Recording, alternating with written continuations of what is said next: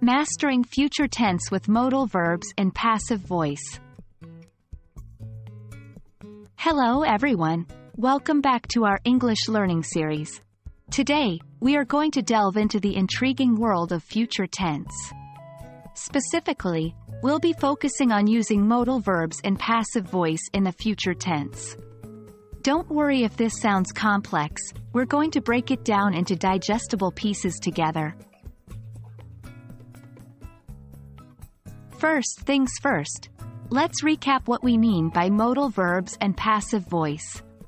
Modal verbs are auxiliary or helping verbs that express necessity, possibility, permission, or ability. Examples include can, could, may, might, must, shall, should, will, and would.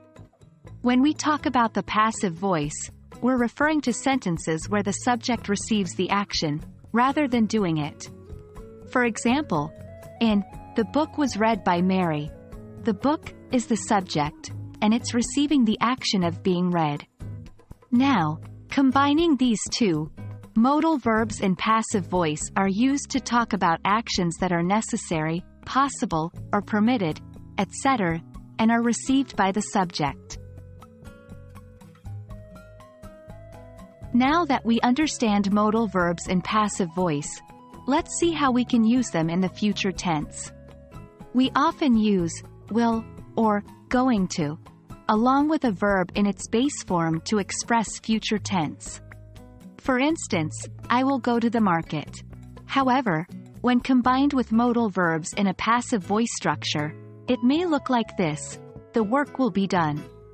Here, will indicates the future tense, be done is a passive construction, and together, they indicate an action that will happen in the future.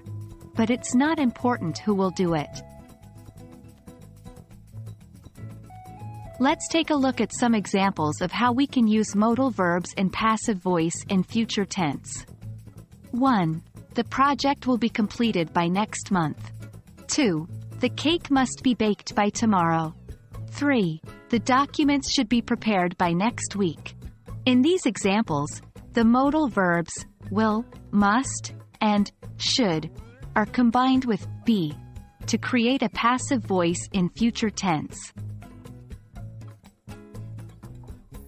That wraps up our discussion for today on using modal verbs in passive voice in future tense.